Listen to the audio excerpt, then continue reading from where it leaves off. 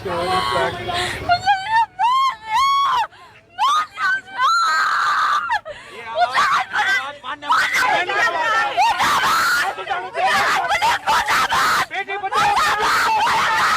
दोस्तों, crime story info channel में आप सभी का हार्दिक स्वागत है। मैं हूं मारिया चौधरी। उत्तराखंड के वनंतरा रिसोर्ट में काम करने वाली रिसेप्शनिस्ट अंकिता भंडारी 18 सितंबर 2022 को अचानक रहस्यमय तरीके से वनंतरा रिसोर्ट से गायब हो गई। अंकिता भंडारी के पौड़ी गढ़वाल जिले के एक छोटे से गांव श्रीकोट की रहने वाली थी। अंकिता के गांव श्रीकोट तक जाने वाले रास्ते बहुत दुर्गम और खड़ी चढ़ाई वाले हैं। वहां पर जीवन बहुत कठिन है। अंकिता के पिता वीरेंद्र भंडारी पहले सिक्योरिटी गार्ड की नौकरी किया करते थे, लेकिन किसी वजह से उनकी नौकरी चली गई थी। अंकिता की मां सोनी देवी आंगनवाड़ी कर्मचारी हैं। अंकिता ने 12th की पढ़ाई पूरी करने के बाद होटल मैनेजमेंट का कोर्स कर लिया था। परिवार की आर्थिक स्थिति ठीक न होने के कारण अंकिता जॉब ढूंढ रही थी। उसी समय उत्तराखंड के जिला पौड़ी गढ़वाल के यंकेश्वर ब्लॉक में वनंतरा नाम के एक रिजॉर्ट में रिसेप्शनिस्ट की जगह खाली थी। उस रिजॉर्ट को बीजेपी और पूर्व राज्य मंत्री रह चुके विनोद आर्य का बेटा पुलकित आर्य चलाता था। पुलकित ने रिसेप्शनिस्ट की जॉब के लिए OLX पर एक एड चलवाया था। उस एड पर जम्मू के रहने वाले एक लड़के पुष्पदीप की नज़र पड़ी। उस समय पुष्पदीप उत्तराखंड की रहने वाली अपनी दोस्त अंकिता भंडारी के लिए जॉब ढूंढ रहा था। पुष्पदीप और अंकिता भंडारी की दोस्ती इंस्टाग्राम पर हुई थी। पुष्पदीप ने वनंतरा रिजॉर्ट के मालिक पुलकित आर्य से फ़ोन पर इस जॉब के बारे में बात की और फिर उसने पुलकित का मोबाइल नंबर अपनी दोस्त अंकिता को दे दिया। इसके बाद अंकिता ने भी पुलकित आर्य से इस जॉब के बारे में बात की। अंकिता को वो जॉब आसानी से मिल गई थी। अब बस उसे वनंतरा रिजॉर्ट जाकर ज्वाइनिंग करनी थी। फिर 28 अगस्त 2022 को अंकिता भंडारी अपने पिता के साथ गांव से करीब 130 किलोमीटर दूर वनंतरा रिजॉर्ट में चली आई। उस समय अंकिता के पिता को भी वो रिजॉर्ट अपनी बेटी की जॉब के लिए सही लगा। बातचीत करने पर वहां के स्टाफ वाले बहुत ठीक लगे, इसलिए वहां के माहौल से संतुष्ट होकर पिता वीरेंद्र भंडारी अपनी बेटी अंकिता को उस रिजॉर्ट में छोड़कर वापस अपने गांव श्रीकोट चले आए। इधर कुछ औपचारिकताओं को पूरा करने के बाद अंकिता ने 10,000 रुपये की सैलरी पर रिसेप्शनिस्ट का काम शुरू कर दिया। साथ ही रिसेप्शन के पास वाला कमरा अंकिता को रहने के लिए दे दिया गया। जॉब शुरू में करने में तो शुरुआती दिनों में अंकिता को उस रिजॉर्ट का माहौल काफ़ी अच्छा लगा, लेकिन कुछ ही दिनों के बाद अंकिता को महसूस होने लगा था कि उसने ये जॉब करके अपने जीवन की सबसे बड़ी भूल कर दी। वनंतरा रिसोर्ट में आने के कुछ ही दिनों बाद उस रिसोर्ट में किसी गेस्ट ने शराब के नशे में अंकिता को ज़बरदस्ती गले लगाने की कोशिश की। शुरू में तो अंकिता के साथ रिजॉर्ट के मालिक पुलकित आर्य का व्यवहार बहुत अच्छा था और उस दिन भी उसने ही अंकिता को उस शराबी गेस्ट से बचाया था। हालांकि पुलकित के असिस्टेंट मैनेजर अंकित गुप्ता ने इस मामले पर अंकिता भंडारी को चुप रहने को कहा था। अंकिता ने ये बातें चैट के जरिए अपने जम्मू के दोस्त पुष्पदीप को बताई थीं।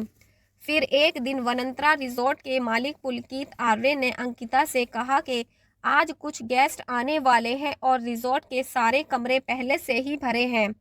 उसके कहने का ये मतलब था कि जब गेस्ट यहाँ रहेंगे तब तक तुम मेरे कमरे के साथ वाले कमरे में रह लेना और जब वो गेस्ट चले जाएंगे तो तुम वापस अपने कमरे में शिफ्ट हो जाना। अंकिता अपने बॉस की यह बात मान गई। उस दिन अंकिता जिस कमरे में रुकी थी वो कमरा अंदर से पुलकित के कमरे से कनेक्टेड था, यानी पुलकित अंकिता के कमरे में बिना रोक टोक आ जा सकता था। और जब अंकिता उस कमरे में शिफ्ट हो गई तो उस रात पुलकित अंकिता के कमरे में घुस गया। उसने अंकिता के कमरे में बैठकर शराब पी। इसके बाद वो अंकिता को ज़बरदस्ती किस करने की कोशिश करने लगा। पुलकित की इस घिनौनी हरकत से अंकिता डर गई। उसने पुलकित का विरोध किया और उसे खूब खरी खोटी सुनाई। अंकिता का गुस्सा देखकर और उसका ऐसा रवैया देखकर पुलकित ने तुरंत अपना रंग बदल लिया और वो अंकिता से माफ़ी मांगने लगा। इतना ही नहीं, पुलकित ने कई बार अंकिता को ड्राइविंग सिखाने के बहाने उसके करीब आने की कोशिश की, लेकिन अंकिता ने हर बार उसके मंसूबों पर पानी फेर दिया। धीरे धीरे वनंतरा रिजॉर्ट में अंकिता का जीना मुश्किल होने लगा। एक रिपोर्ट के मुताबिक अंकिता का दोस्त पुष्पदीप 14 और 15 सितंबर को वनंतरा रिजॉर्ट में आकर रुका था। फिर 16 सितंबर को वो वापस जम्मू लौट गया था। इसके बाद 17 सितंबर की रात अंकिता और पुष्पदीप की वापस चैट के जरिए बात हुई। उसने पुष्पदीप को बताया कि वो वनंतरा रिजॉर्ट में खुद को बहुत अनसेफ महसूस कर रही है। उसने व्हाट्सएप चैट में बताया कि असिस्टेंट मैनेजर अंकित गुप्ता उसके पास आया और कहने लगा कि उसे कुछ बात करनी है, जिसके बाद अंकिता उसके साथ थोड़ा साइड में चली गई। इसके बाद अंकित गुप्ता ने अंकिता भंडारी से कहा कि सोमवार को यानी 19 सितंबर को एक वीआईपी गेस्ट आने वाले हैं, उन्हें एक्स्ट्रा सर्विस देनी है और इस एक्स्ट्रा सर्विस के लिए गेस्ट 10,000 रुपये देने को तैयार हैं। इस पर अंकिता भंडारी ने कहा कि इसमें मैं क्या कर सकती हूँ। अंकित गुप्ता ने उससे कहा कि तुम बोल रही थी ना तुम स्पा वगैरह भी करोगी। अंकित गुप्ता की इस बात पर अंकिता गुस्से से फट पड़ी। वो अंकित गुप्ता पर भड़क गई। अंकिता भंडारी ने कहा कि रिजॉर्ट में स्पा वगैरह भी खोलते हैं, लेकिन इसमें मेरी बात कहाँ से आ गई? यानी इसमें मेरे स्पा देने और एक्स्ट्रा सर्विस देने वाली बात कहाँ से आ गई? उसने अंकित गुप्ता से कहा कि मैं गरीब ज़रूर हूँ, लेकिन तुम्हारे 10,000 रुपयों में अपनी इज्जत बेच दूँ, ऐसा कभी नहीं हो सकता। और अब उसने ये बात अपने दोस्त पुष्पदीप को बताई कि वो जानती है अंकित का ये ऑफर केवल उसी के लिए था और अंकिता 20 साल की बच्ची जो अपने ऊपर अपने परिवार की इतनी बड़ी जिम्मेदारी लेकर चल रही हो, उसे मजबूर समझकर उससे किस तरह का काम करने का दबाव बनाया जा रहा था, ये अपने आप में बहुत शर्म की बात थी। इसके बाद 18 तारीख को शाम करीब 4 बजे के आसपास किसी बात को लेकर वनंतरा रिजॉर्ट के मालिक पुलकित से अंकिता की लड़ाई हो गई। उस दिन रिजॉर्ट के कई कर्मचारियों ने भी अंकिता को रोते हुए देखा था और फोन पर मदद की गुहार लगाते हुए भी सुना था। वनंतरा रिजॉर्ट के एक कर्मचारी का कहना था कि जब अंकिता मैम रो रही थी तब अंकित गुप्ता उनके सामने हाथ उठाकर डांस कर रहा था, यानी वो उसका मजाक उड़ा रहा था। 18 सितंबर 2022 को शाम 6 बजे अंकिता के दोस्त पुष्पदीप ने जब उसे फ़ोन किया तो अंकिता फ़ोन पर रोने लगी। उसने पुष्पदीप को असिस्टेंट मैनेजर अंकित ने उसका मुंह दबाया और उसके हाथ पैर भी मरोड़े। अंकिता ने बताया कि इसके बाद रिजॉर्ट के मालिक पुलकित आर्य ने पुलिस को फ़ोन किया था और वो मेरे बारे में पुलिस वालों से कह रहा था कि यहाँ पर एक अश्लील लड़की है, उसे पकड़कर यहाँ से ले जाओ। अंकिता की यह बात सुनकर पुष्पदीप घबरा गया। उसने अंकिता से पूछा कि आखिर उन्होंने तुम्हारे साथ ऐसा क्यों किया। तब अंकिता ने पुलकित, अंकित और सौरभ के अपने पास होने के कारण पुष्पदीप से कहा कि वो पूरी बात उसे बाद में बताएगी। इतना कहकर अंकिता ने फोन काट दिया और फिर करीब 2.5 घंटे बाद रात 8:30 बजे अंकिता ने पुष्पदीप को फोन किया। पुष्पदीप को अंकिता की तरफ से गालियों का शोर सुनाई दे रहा था। पुष्पदीप ने अंकिता से पूछा कि तुम अभी कहाँ पर हो। अंकिता ने उसे बताया कि पुलकित सर ने उससे कहा कि चलो कहीं बाहर घूम कर आते हैं। पुष्पदीप ने अंकिता से एक बार फिर से पूछा कि अब बताओ क्या बात हुई थी, लेकिन इस बार भी पुलकित आर्य, अंकित गुप्ता और सौरभ भास्कर के आसपास होने की वजह से अंकिता पुष्पदीप को कुछ भी नहीं बता पाई। इसके बाद रात 9:38 पर पुष्पदीप के मोबाइल फ़ोन पर वनंतरा रिजॉर्ट के मालिक पुलकित आर्य ने फ़ोन किया। पुलकित ने बताया कि वो लोग वनंतरा रिजॉर्ट में पहुंच गए हैं। इसके बाद पुलकित आर्य पुष्पदीप से अंकिता की शिकायत करने लगा। उसका कहना था कि अंकिता अब काम पर ध्यान नहीं देती, हमेशा फ़ोन पर लगी रहती है। उसने पुष्पदीप से कहा कि हमें थोड़ा एक्स्ट्रा ऑर्डिनरी लड़की चाहिए। पुष्पदीप पुलकित की बातों से समझ गया था कि वो अंकिता को जॉब से निकालने की बात कर रहा है, इसके बाद पुष्पदीप ने अंकिता को फ़ोन किया, लेकिन अंकिता का फ़ोन स्विच ऑफ आ रहा था। इसलिए फिर भी पुष्पदीप ने पुलकित को फ़ोन किया। पुष्पदीप ने उसे कई बार फ़ोन किया, लेकिन अब पुलकित ने फ़ोन नहीं उठाया और फिर कुछ देर बाद पुलकित का फ़ोन भी स्विच ऑफ हो गया। अब पुष्पदीप को लगने लगा था कि अंकिता ज़रूर किसी बड़ी मुश्किल में है, वरना रिजॉर्ट पहुंचते ही वो उसे फ़ोन ज़रूर करती। इसके बाद 18 सितंबर की रात को ही वनंतरा रिजॉर्ट में काम करने वाले एक कर्मचारी से भी पुष्पदीप की बात हुई। पुष्पदीप ने उस कर्मचारी से पूछा कि अंकिता मैम रिजॉर्ट में पहुंच गई हैं। उस कर्मचारी ने बताया कि हमने सुना है वो रिजॉर्ट में पहुंच गई हैं, लेकिन हमने उन्हें अभी तक देखा नहीं है। उसने बताया कि अंकित सर उनके लिए खाना लेकर गए थे और शायद अब तक वो खाना खाकर सो भी गई होंगी। इसके बाद 19 सितंबर को सुबह करीब 8:30 बजे पुष्पदीप ने अंकिता के नंबर पर एक बार फिर से फ़ोन लगाया, लेकिन उसका फ़ोन अभी भी स्विच ऑफ ही आ रहा था। इसके बाद पुष्पदीप ने वनंतरा रिजॉर्ट के शेफ़ को फ़ोन करके अंकिता के बारे में पूछा। शेफ़ ने बताया कि शायद अंकिता मैडम कहीं बाहर टहलने गई हैं। इसके बाद पुष्पदीप ने एक बार फिर पुलकित आर्य को फ़ोन किया, लेकिन उसका फ़ोन अब भी बंद था। 18 तारीख की रात से ही अंकिता का फ़ोन बंद हो जाना, उससे बात ना हो पाना, ये सारी बातें पुष्पदीप को अब परेशान करने लगी थीं। फिर उसने किसी तरह से रिजॉर्ट के असिस्टेंट मैनेजर अंकित गुप्ता का फ़ोन नंबर हासिल कर लिया। उसने अंकित गुप्ता को फ़ोन किया। फ़ोन वनंतरा रिजॉर्ट के मालिक पुलकित आर्य ने उठाया था और फिर पुलकित आर्य से पुष्पदीप की क्या बात हुई, सुनिए आप इस ऑडियो क्लिप में। अच्छा, मेरे को एक बात बताइए। हाँ, आपका फोन क्यों लिया था उन्होंने? मेरा फोन, उसका फोन स्विच ऑफ हो गया था, बैटरी डाउन हो गई थी उसकी, उसे तुमसे बात करनी थी। जब मैंने आपको फोन किया था ना, 9 बजे। हाँ, जब मैंने आपको लास्ट टाइम पे फोन किया था, हाँ जी, हाँ तो जी। उस टाइम पे वो मेरे साथ ही थी हम्म। और उसने मेरे से मेरा फोन लिया।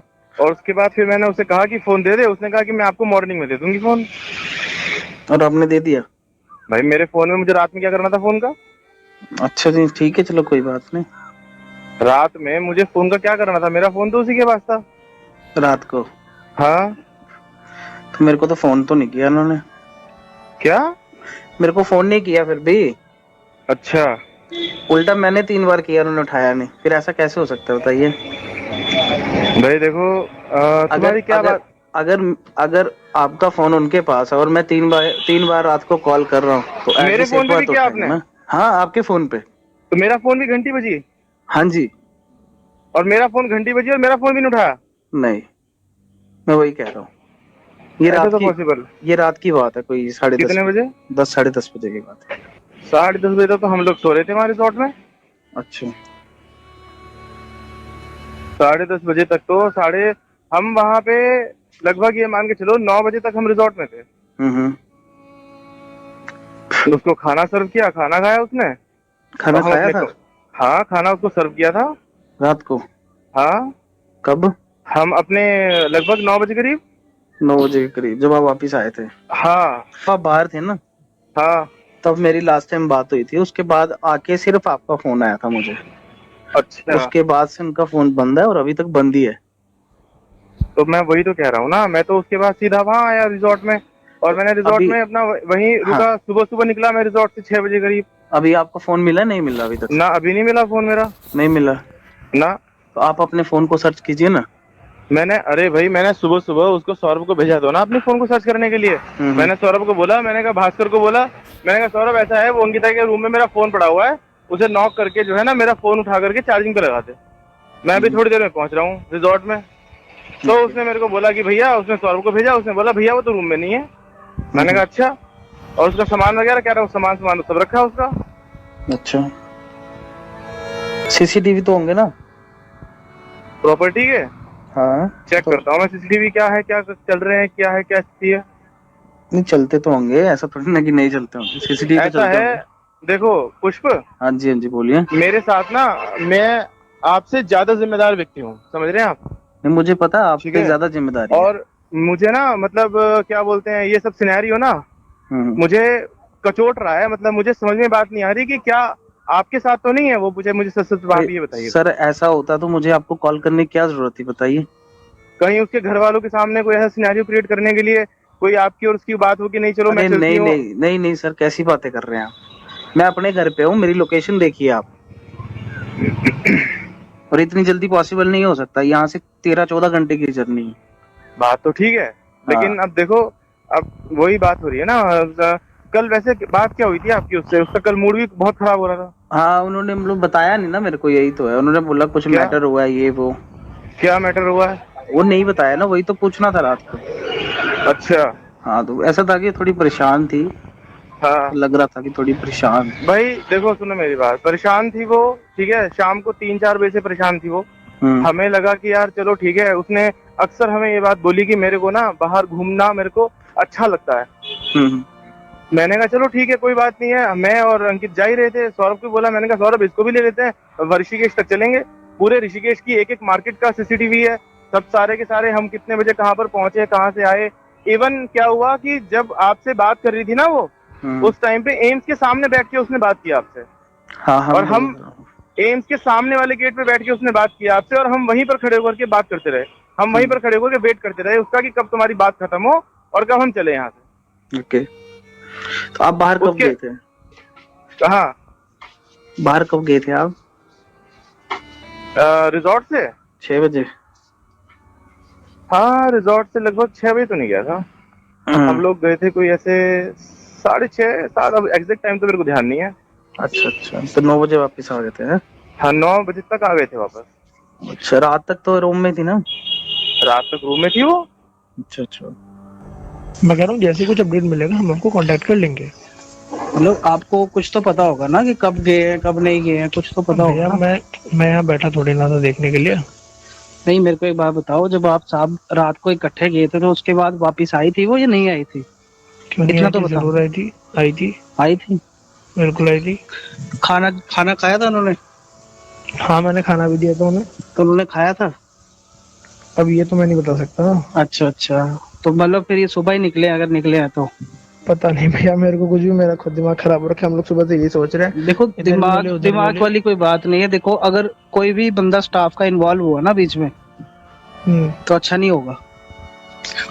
ठीक है ना, मैं धमकी भैया नहीं दे रहा हूँ, मैं हम बस सिर्फ हम तो बता खुद रहा हूँ। चाहते हैं हमें पता लग जाए क्या बात है। नहीं, वो तो अच्छी बात है, आपको पता लग जाए, हम आपके भी यही साथ है तो चाहते आप हैं। बता दो, आपके साथ है तो आप बता दो बल्कि। अरे मेरे साथ होता मैंने फोन क्यों करना है यार, कैसी बातें कर रहे हो तुम भी यही बोल रहे हो, तुम्हारे साहब भी यही बोल रहे हैं।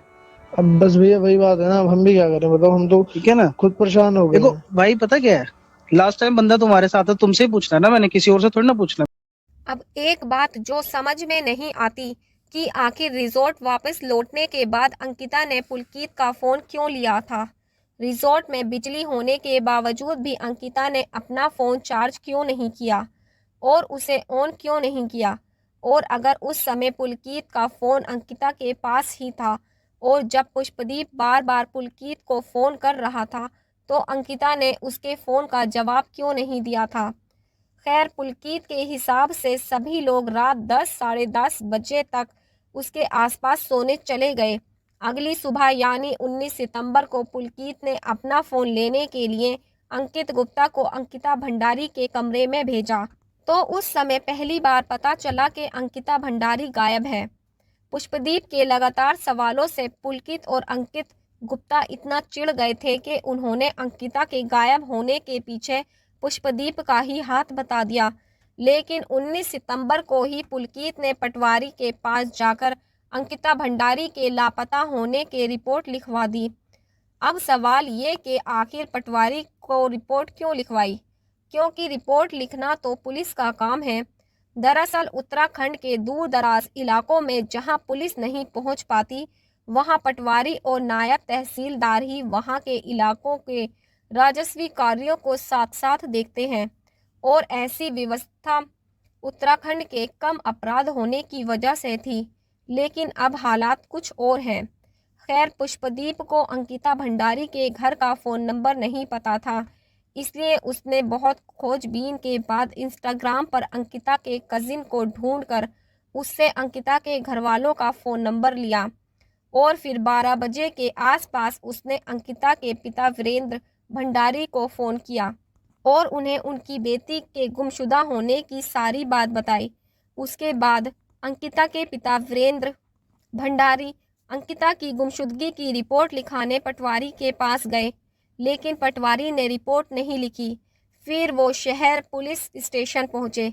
वहां की पुलिस ने भी उनकी रिपोर्ट नहीं लिखी और उन्हें वापस भेज दिया।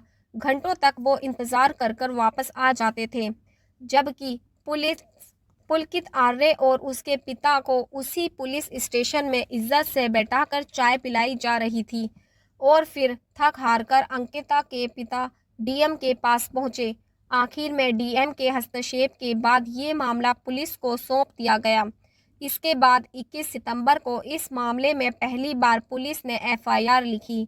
उधर 21 सितंबर को अंकिता का दोस्त पुष्पदीप भी जम्मू से वनंतरा रिजॉर्ट पहुंच गया। उसने अंकिता के परिवार को अंकिता से हुई अपनी व्हाट्सएप चैट और पुलकित आर्य तथा वनंतरा रिजॉर्ट के स्टाफ से हुई बातचीत की ऑडियो रिकॉर्डिंग भी सौंप दी, जो कि पब्लिक भी हो गई। उसने पुलिस को भी अपना बयान दिया। मुख्य आरोपी पुलकित आर्य और उसके दोनों आरोपी दोस्त अंकित और सौरभ अंकिता को लापता होने के दिन से ही फरार चल रहे थे। इसके बाद लक्ष्मण झूला पुलिस ने शुक्रवार यानी 23 सितंबर को तीनों आरोपियों को गिरफ्तार कर लिया। पूछताछ के दौरान उन तीनों ने बताया कि घटना वाली रात आपसी विवाद के चलते अंकिता भंडारी को चीला नहर में धक्का दे दिया, जिस कारण उसकी डूबने से मौत हो गई। 24 सितंबर को उत्तराखंड एसडीआरएफ ने चीला नहर से अंकिता भंडारी का शव बरामद कर लिया था। इसके बाद पुलिस ने अंकिता भंडारी की गुमशुदगी के मामले में अरेस्ट किए गए आरोपियों के खिलाफ हत्या और सबूत मिटाने की धाराएं बढ़ा दी थीं। पुलिस ने चीला नहर के आसपास के सीसीटीवी कैमरों की फुटेज निकलवाई। पुलिस को एक सीसीटीवी फुटेज में पुलकित आर्य, अंकित गुप्ता और सौरभ के साथ अंकिता भंडारी भी दिखाई दे रही थी।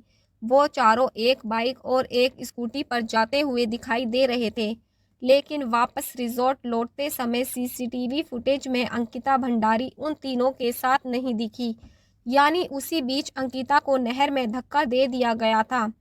इसके बाद उन तीनों ने पुलिस को उलझाने के लिए एक झूठी कहानी गढ़ ली और फिर वही कहानी उन्होंने अंकिता के दोस्त पुष्पदीप को भी सुना दी।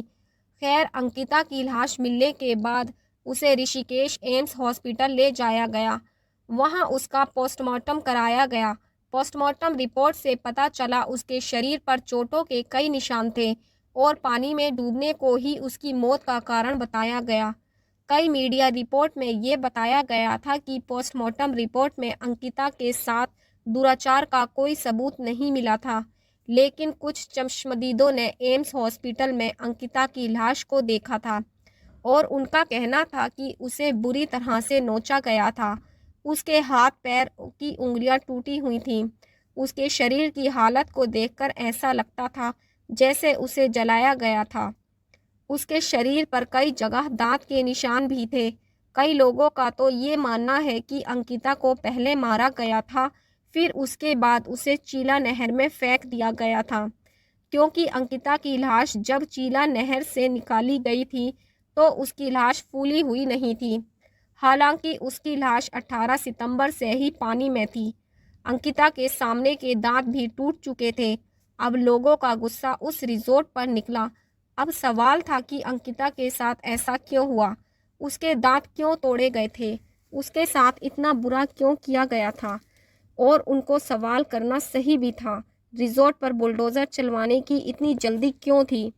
कहीं ऐसा तो नहीं था कि सबूतों को मिटाने के लिए जल्दी जल्दी में बुलडोज़र चलवा दिया गया हो, बल्कि यहाँ तक कि जिस रूम में अंकिता भंडारी रहती थी उसको भी तोड़ दिया गया था, या फिर शायद सबूतों को नष्ट कर दिया गया था।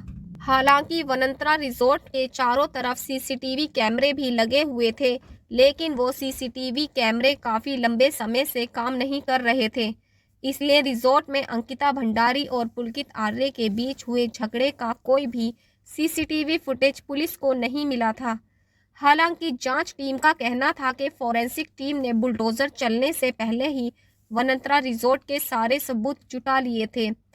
इसी बीच अंकिता भंडारी मामले में वनंतरा रिजॉर्ट में काम कर चुके कुछ पुराने कर्मचारियों का बयान भी सामने आया था और इन कर्मचारियों ने ही उनमें से कुछ महिला कर्मचारियों ने मीडिया को बताया था कि पुलकित आर्य उसे बहुत गंदी गंदी गालियां देता था। वनंतरा रिजॉर्ट में लड़कियां बुलाई जाती थीं और वीआईपी गेस्ट आते थे। उनकी एंट्री नहीं कराई जाती थी, उनकी कोई आईडी भी नहीं थी।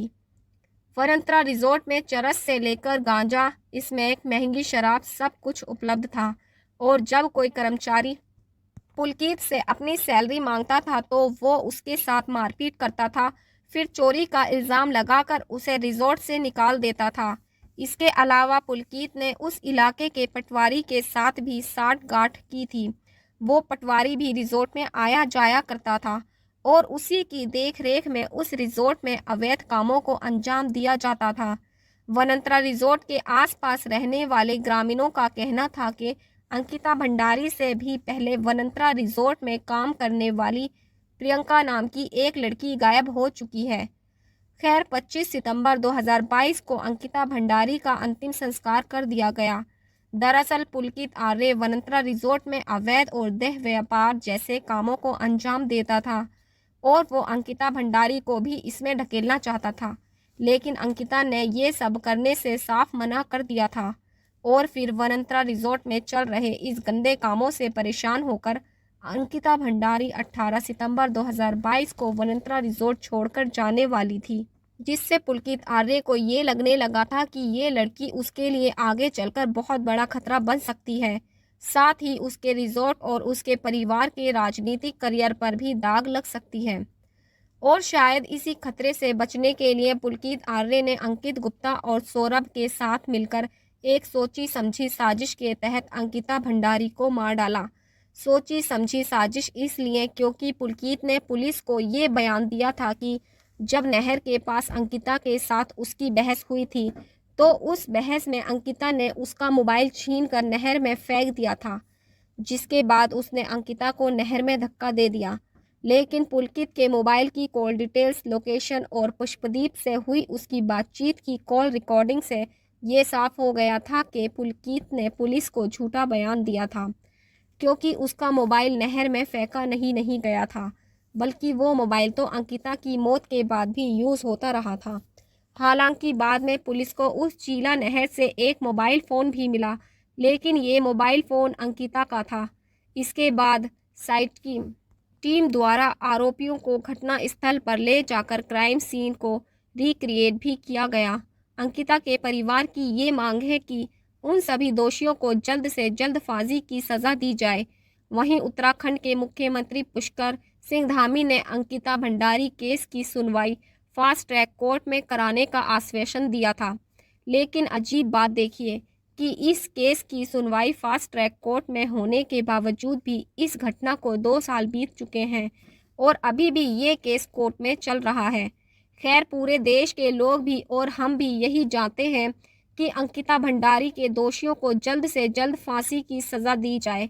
दोस्तों वैसे तो सज़ा देने का काम कोर्ट का है और इनके किए की सज़ा भी इन तीनों को कोर्ट में ज़रूर मिल जाएगी, लेकिन फिर भी आपके हिसाब से अंकिता भंडारी के दोषियों को क्या सज़ा मिलनी चाहिए, कमेंट बॉक्स में ज़रूर बताएं। दोस्तों इस घटना को सुनाने का उद्देश्य किसी का दिल दुखाना नहीं है, किसी को परेशान करना नहीं, बल्कि आप लोगों को जागरूक करना है, आपको सचेत करना है।